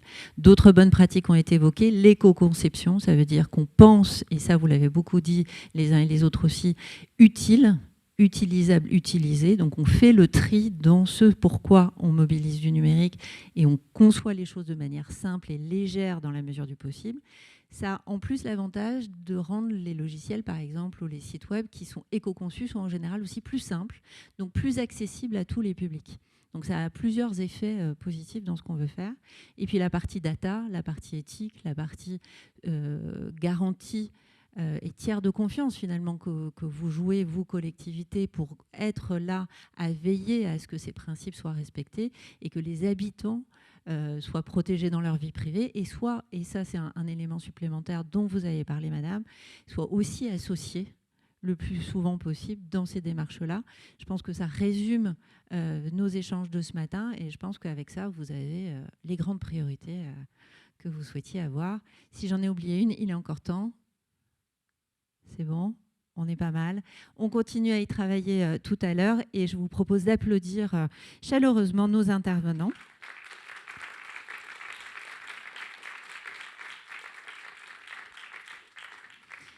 Et on va pouvoir déjeuner tous ensemble pour ceux qui sont là et on vous laisse un bon appétit à ceux qui sont à distance aussi et on se retrouve à 14h pour la suite du programme où on va rentrer dans le détail sur les différents items dont on a parlé et je mettrai un point d'honneur à répondre à la question de l'obsolescence. À tout à l'heure.